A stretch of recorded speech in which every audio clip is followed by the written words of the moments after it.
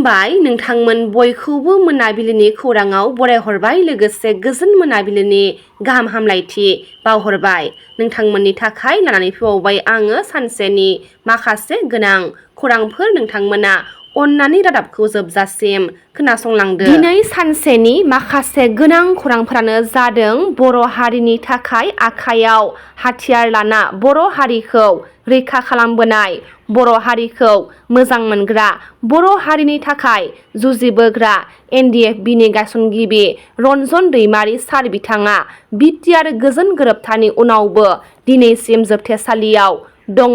बिथां रन्जन दैमारि सार बिथाङा जोबथेसालिनिफ्राय 20 साननि थाखाय न'सिम फैथ'दोंमोन। नाथाय दुखुनि बाथ्रा दिनै 20 साननि उनाव फिन रन्जन दैमारि सार बिथाङा जोबथेसालिसिम थांफिनबाय।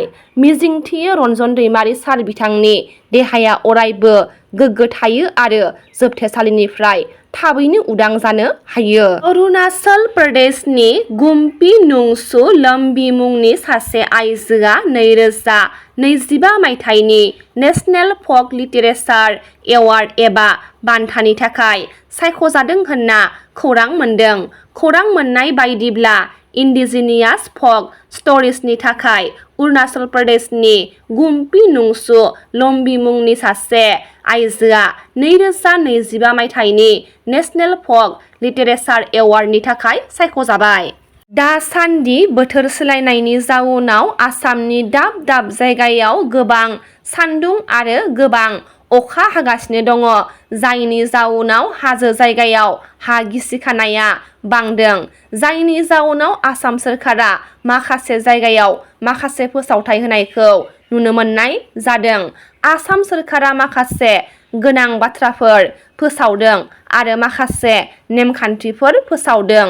गुवाहाटी लामदिंनिफ्राय बादरपुर हाजो एरियानि ट्रेननि खारनायखौ दिनै 29 जुननिफ्राय 1 सप्तासिम माखासे नेमखान्थि फोसावना होदों आसाम सोरखारा। मन की बात एपिसडआव भारत हादरनि गाहाय मन्त्रि नरेन्द्र मदि बिथाङा बिटिआर सोरखारनि CM काप जोलुर बादायलायनाय खुंनायखौ बाख्नायनायखौ नुनो मोननाय जादों।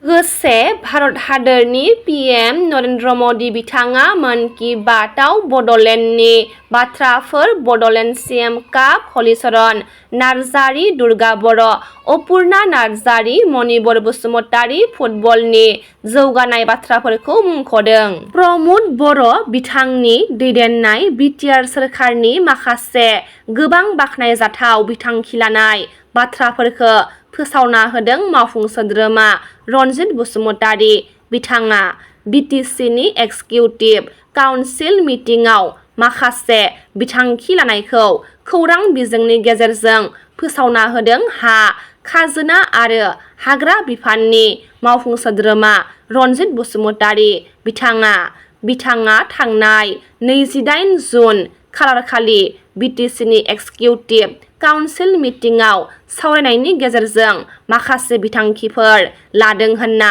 फोरमायथिदों। सेथियाव दङ बड'फानि नखरनो दानफायाव 1 लाख रां पेन्सन होगोन होनना खौरां मोननाय जादों। नैथि बिथांखियाव दङ बिरसिला गांनि मांखरसालियाव बिनि मुसुखाखौ फोसाबनायनि मुङाव दानसेयाव 20,000 रां अनसुंथाइ होनाय जागोन। थामथि बिथांखियाव दङ BTCनि साख्रि थिसनथाइ खथायाव 3% मुंख्लंफोरनि मुङाव 10 बोसोरनि थाखाय राहा लादों।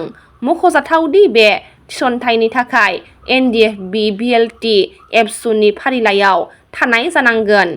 शला अस्ताद आरो बिष्णु राभानि मुङाव आलादायै बोसोरफ्रोमबो नर्थ इस्ट रिजन एवार्ड होनो फोसावनायजों लोगोसे गोबां बिथांखि लानाय बाथ्राखौ फोरमायथिनायखौ नुनो मोननाय जादों। दैनि जेंनाखौ मावफुंना होनायनि थाखाय डक्टर सांग्रां ब्रह्म बिथांखौ रायजोफोरा रोजा रोजा साबायखर बावहरदों। डक्टर सांग्रां ब्रह्म बिथांनि थाद'नाय गैयै सुबुं सिबिथाइ। UPPL लाइमोन हान्जानि गाहाय नेहाथारि डक्टर सांग्रां ब्रह्मआ 14 नं चिरां दुवार बियाबनि रायजो राजाफोरखौ सिबिगासिनो दङ। ओनसोलनि लामा दालां, दैनि बान्दो, दै थाग्रा नालाफोरनि जेंनाखौ बोस्रांना होदों।